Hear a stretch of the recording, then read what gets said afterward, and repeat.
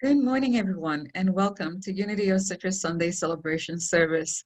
I am Reverend Lecour, the Senior Minister here at this amazing community, and I am delighted that you have joined us today. So I want to take no more time. I want us to go directly into the service that we have specially for you. Let us center our heart and our mind and begin to prepare ourselves for a time of meditation by saying the affirmation of oneness.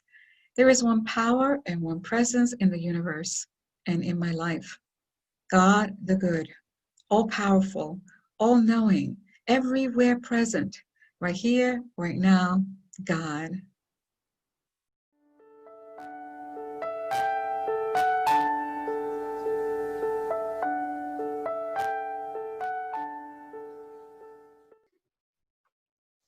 I invite you to close your eyes, get comfortable, take a breath, gently let it go, relax, and enjoy this time, this pause in your day.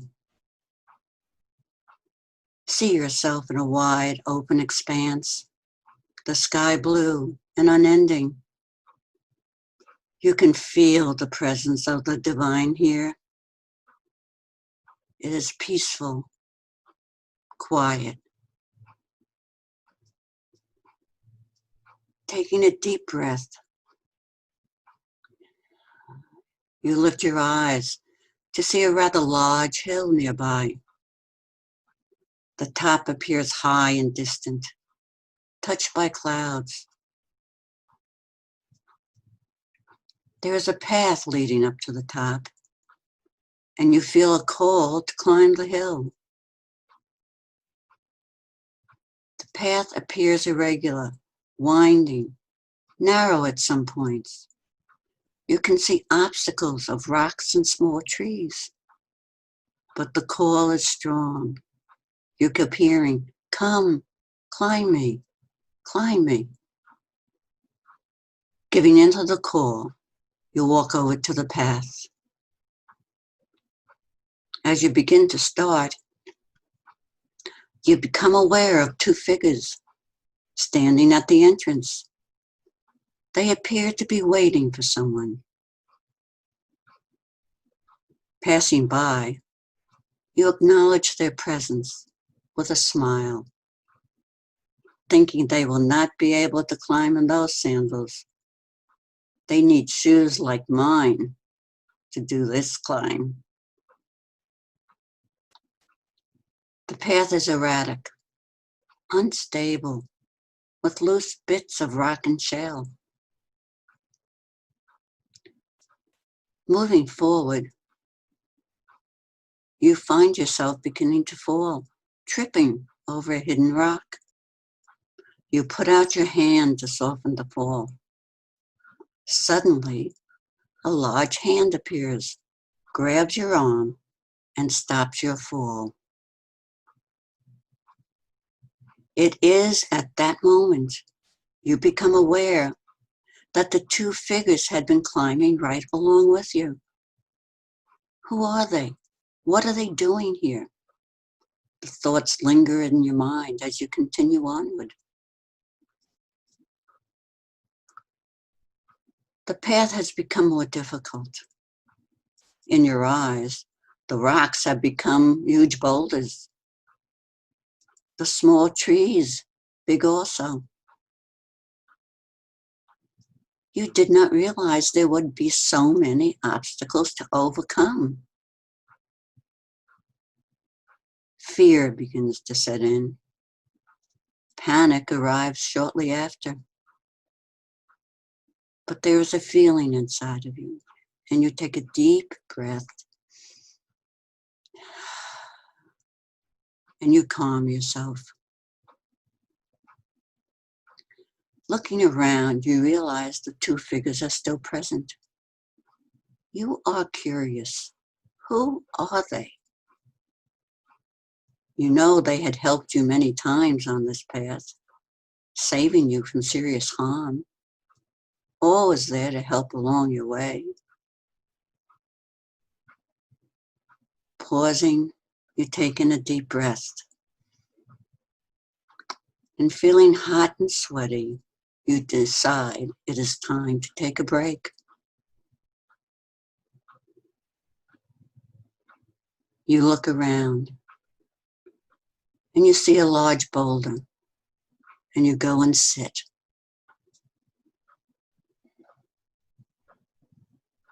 As you do, you feel the warmth of the sun on your face. A sense of peace comes over you, and you relax into the peace.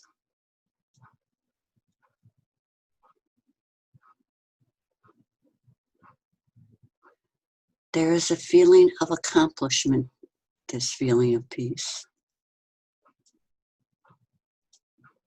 And you take another breath and stay a moment longer.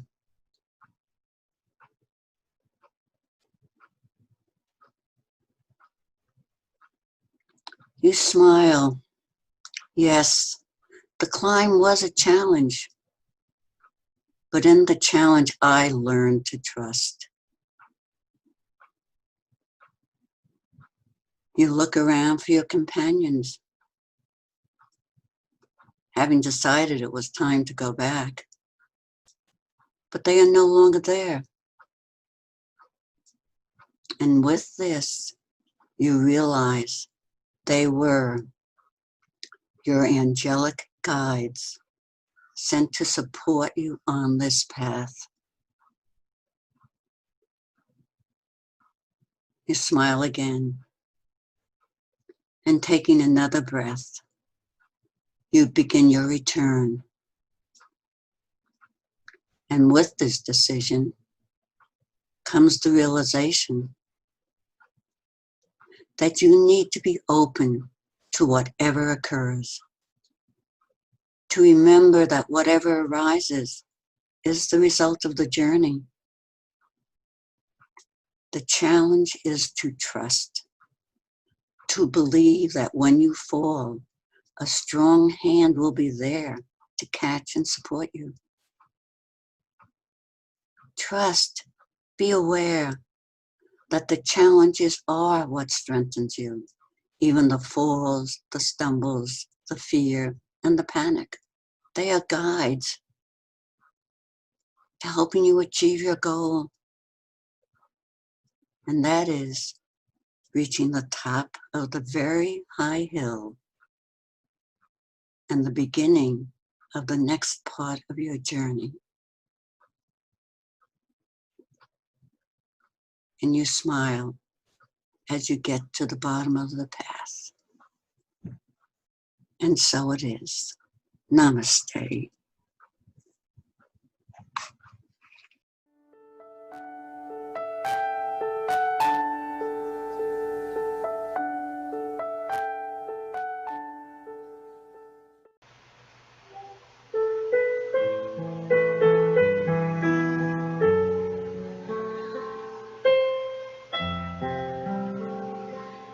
There's a heart that will never turn away. There's a love that I know is here to stay. There's a peace that will fill the world one day. And it's all inside me. There's a friend who will always care for me. Every hour of my life be there for me. There's a strength that will always carry me. And it's all inside me. And I know I will find my way to the peace that is mine. All the love and the light I need wait for me here inside.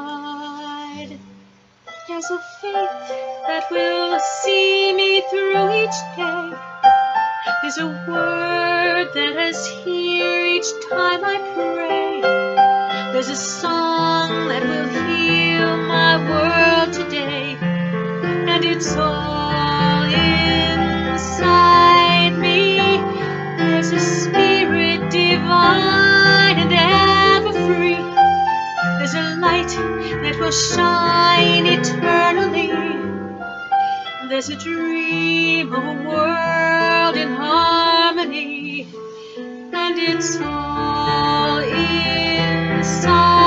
me, and I know I will find my way to the peace that is mine. All the love and the light I need wait for me here inside,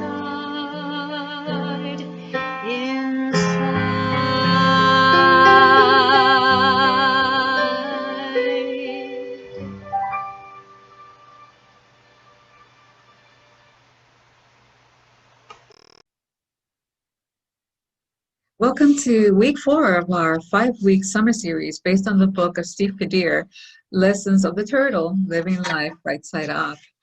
And our friend Turtle has been learning lots of lessons that are really applicable to our own lives, and lessons that will help us to live more fully and we were intended to. And as you remember, Turtle had an accident, and the accident gave him the gift of the lesson of choice, that we all have that capacity to choose our own path, and that we have the capacity to choose how we will respond to things in our lives. And then the tree gave him the lesson of honor. It reminded him to know who you are, know your passion, your potential, and your purpose. And when you know yourself better, then you're able to find your place of honor in the universe. And the last time I was with you, the butterfly came and gave him the lesson of the power of now, how important that now moment is, because now is the only moment that's really real. Now is where God is, now where all the possibilities exist. And so this week, Turtle's lesson comes from the mountain. And the mountain gives him the lesson of goals. You see, everything that we pursued one step at a time persistently will give us the greatest results. Whenever I'm asked about what do I like better, the beaches or the mountains, I always say the mountains. They are magnificent. I love the seclusion of the mountain, walking on those paths that are untouched by human hands. I love the sound of the leaves crunching underneath my feet, and that little adventurous childlike spirit that shows up, the explorer that goes and climbs logs and crosses small creeks and continues to higher sights. I love the mountain. I love the sight and the smells. I love all about it. Somehow it invites me and lets me know that I belong to something much greater than myself. And sometimes the terrain of the mountain levels off a little bit and it becomes easier to climb. You know, I get a moment to capture my strength once more and keep on going. And sometimes it's really challenging. I have to really pace myself. I have to slow down, pause, and catch my breath, hydrate a little bit, get some rest, and then begin again. The mountain is such an amazing metaphor for our spiritual journey. John Muir has said that you are not in the mountain is you. What he's saying here is that it's not the mountain, the physical thing that we need to conquer. It is ourselves. And sometimes as we do that, we evolve. We become more of that which we are. If our terrain was unmarred by rocks and gravel and dirt, it was always easy, then we will not evolve. We will not evolve. It is in those challenging times of our lives as we're journeying up the mountain that the parts of us that are spiritual qualities get activated, and we become to realize that we are more powerful, more wise, more capable, more courageous than we ever give ourselves credit for. And we realize that we can do more than we have ever really acknowledged. Think about that. The challenges in this journey up the mountain are the things that help us to evolve. Charles Fillmore, co-founder of Unity, said that metaphysically, a mountain represents an exalted state of mind where the divine plan may be perceived and unfolded, a state of realization.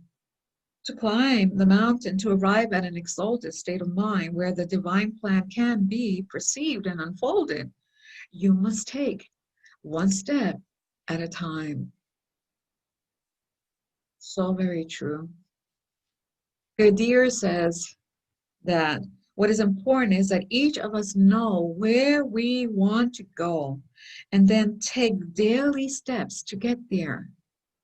Just working towards a goal, advancing it, and advancing it every little day with one little step is all that is needed. Every day my goal is to, really truly it is, to be the best Christ reflection that I can be, to let my light shine so that others will see the Christ in me. And I realize that I can do this. And sometimes it's easy, the day goes by beautifully. And other times it is challenging. It is challenging. But I keep taking the step forward. We need to be persistent. We need to stay on the course, focus on reaching our destination. And remember, you've seen that sign, all of us have. Be patient, I am a work in progress. Oh my, that is so very true. God is not done with me yet. So be patient. I need to be patient with myself. I know that you and I are learning, that you and I are growing, that you and I are changing. And so I choose to see the good in you and choose to see the good in me as this work continues to progress in my life. Stay the course. Socrates was once asked by a lost traveler, he said, how can I reach Mount Olympus? And he said, well, just make sure that every step that you take goes in that direction. It's pretty true. Every step that you take, let it go in the direction of that which you are being called for. And don't focus on the summit of the mountain. Make it become overwhelming. Focus on the terrain that you're walking on. What's the next step? What is the next thing that Spirit is calling me to do? What is that? Pay attention. There's this man called Ted St. Martin. What a remarkable man. He doesn't belong. He's a dairy farmer. He doesn't belong to a basketball team. He doesn't practice regularly, and yet he is the world's most accurate shooter. It's been said that he has, from different parts of the court, been able to sink 200 consecutive baskets. Imagine that. And that from the foul line, he was able to straight shoot from the foul line 927 baskets. Each time they would land in the basket. And they asked him, what's your secret? How do you do this? And he told them, well, I focus on this spot that is in the back rim of the basket. I focus on that. And then I shoot. And each time he hits the basket, the ball goes through the basket. So instead of being overwhelmed, instead of, place your focus on that one thing that you want to achieve, that one thing that Spirit is calling forth from you, whatever that may be. And then take every step that you take, make it go in that direction. And have realistic expectations. We don't always have realistic expectations. Some of us want our dreams to manifest immediately. And I really, truthfully, don't know anyone, maybe you do, but I don't know anyone who has headed in the direction of their dreams and had immediate results. Most times there are roadblocks. And sometimes those roadblocks cause us to feel discouraged, want to give up. And we tend to not want to take any more steps. And we, instead of going forward, we begin to slide right back down the mountain to where we had once been. And for me, when that happens, when I feel a little bit overwhelmed, a little bit discouraged, when I cannot see my way forward, I use the power of affirmations in my life. Affirmations are powerful spiritual truths that remind me of who I am. I am a child of God. And so I say, I am capable. I am courageous. I am strong. I am intelligent. I am amazing. I can do this. Because where I am, God is. Where I am, infinite potential exists. Infinite possibility lies waiting for me. So yes, I can do all things through the Christ presence in me that strengthens me. We are truly, and I say this over and over again because we really must really embrace this truth if we are ever to change our lives and change our world. We are more capable than we give ourselves credit for. Truly we are. There is a poem that I found while I was preparing for this message from an unknown author that I want to read to you. It says, "Let nothing hold you back. Exploring your wildest fantasies, wishes, and aspirations. Don't be afraid to dream big and follow your dreams wherever they may lead you. Open your eyes to their beauty. Open your mind to their magic. Open your heart to their possibilities. And never lose sight that where you are, God is, and all things are possible." Yes, the setbacks come, but remember, they're just temporary. In a way, they're like opportunities. They're like opportunities that are giving us a moment to pause and re-examine what is it that we need to release, particularly in our thoughts and our behavior patterns and our beliefs and our thinking. And what is it that we need to embrace more of the truth that we know about God and ourselves? And never, my friends, whenever a setback comes into your life, please don't berate yourself ever. Your words are powerful. So don't berate yourself. Gregory Lavoie, in his book called The Calling, said that motion is not necessarily progress any more than noise is necessarily music. Sometimes we have to pause. And the setbacks allows us that opportunity to re-examine, to put us back on track. See, lots of times we think we're walking the talk. We say we believe in that one power and one presence in the universe that is in our lives, but we do not fully rely on God. We don't. We let doubt and fear take over. And our behavior is much more a barometer of what we are than our words. And that is so true. Living these principles that we teach and taking action, applying them to our lives, helps us to understand the value of a tiny thimble full of spiritual experience is greater than a mountain full of spiritual knowledge. It is always true. So put feet to your prayers and get back on track and take the very next sweet step in your life towards that goal that is evolving you.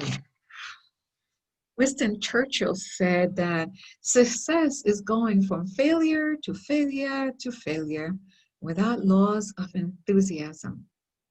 That is true. I think about all the great men and women that have shown up in history, and had they given up, what a tragedy that would have been.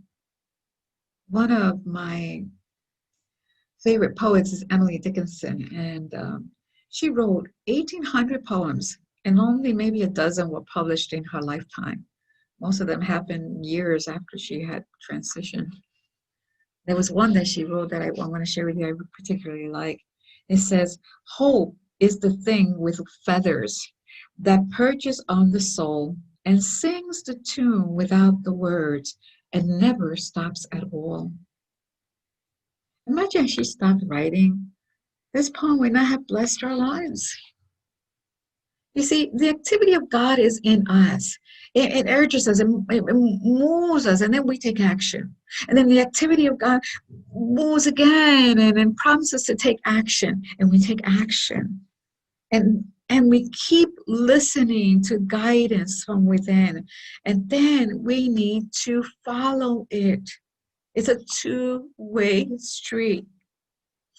There's a story about I believe it was a real estate salesman. Yeah, it was a real estate salesman. He was traveling and he saw this amazingly gorgeous, beautiful farm, and he stopped to chat with the farmer who was there, and he says to the farmer, "Wow, this is the prettiest place I have ever seen.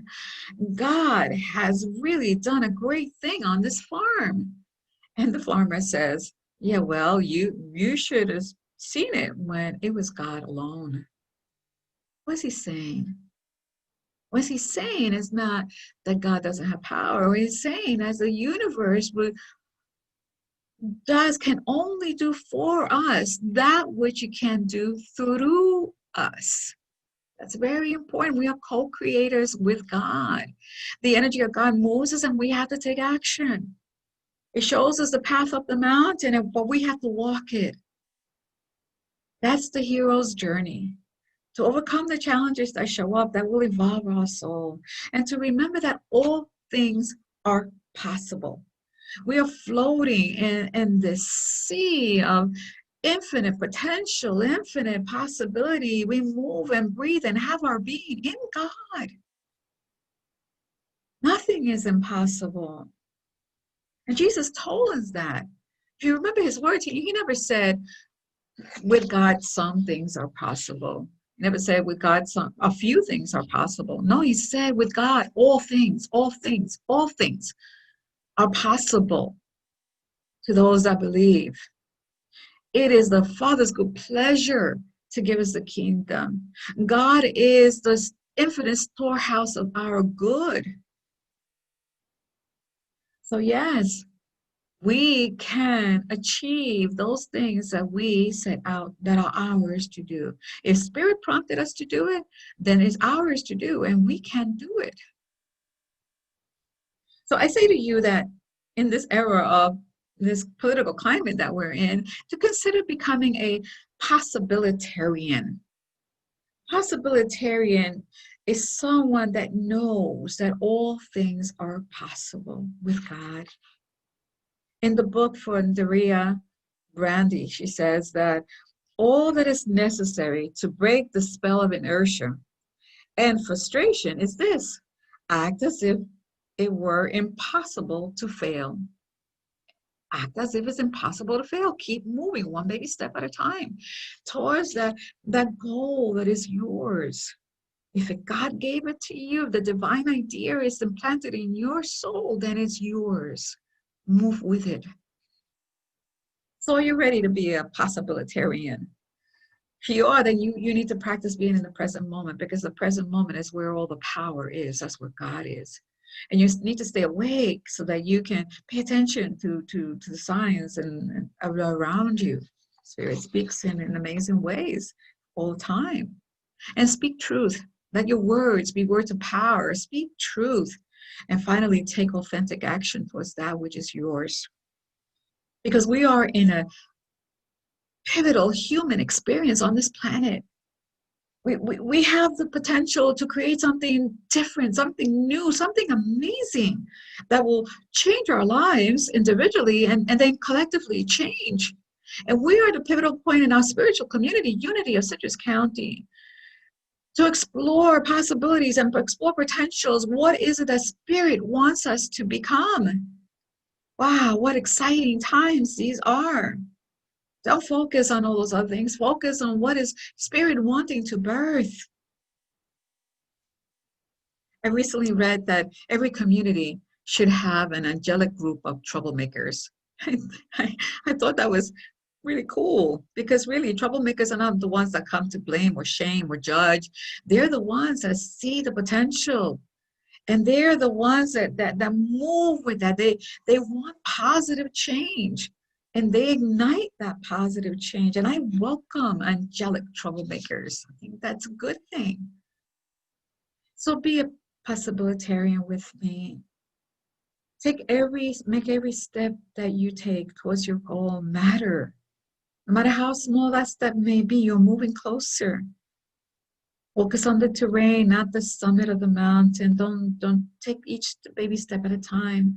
Have realistic expectations. There will be roadblocks. But endure, persist, keep on going. You're not where you were. If you look at your life, you're not where you were years ago. You have ascended, and there's still much more. We can pray, we can make plans, we can dream, we can hope, we can wish, we can do all of those things. But without taking any action, it's like having this amazing sports car in your driveway just waiting for the key. So my friends, become a possibilitarian with me. Know that all things are possible. The seed of that idea was planted in your mind by the divine, then it is yours to follow and pursue. Be part of the angelic troublemakers that want spiritual change, that want positive change, that will enhance the quality of everyone's life in this world. And remember that with God, all things are possible. Namaste.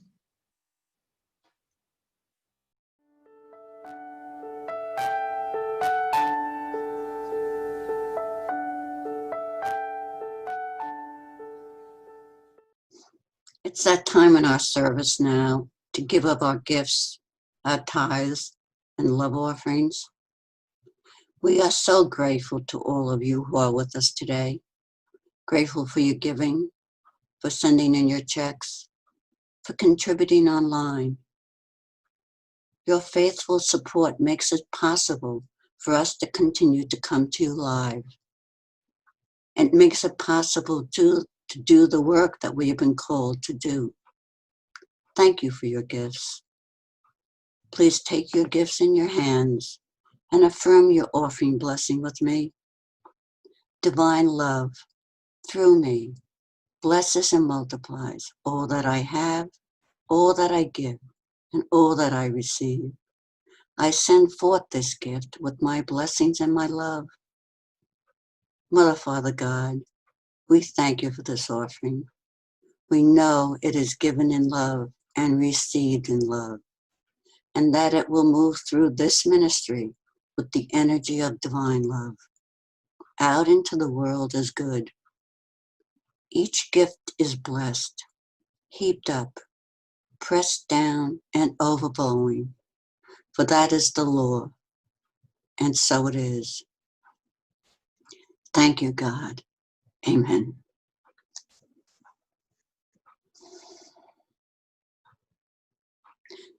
Thank you for being with us today. We hope that you have been uplifted and energized, and that you will go through your week feeling God's love in every place that you go. Will you affirm the power of protection with me? The light of God surrounds us. The love of God enfolds us. The power of God protects us. And the presence of God watches over us. Wherever we go, God is, and all is well. Have a wonderful week. Many blessings. Namaste.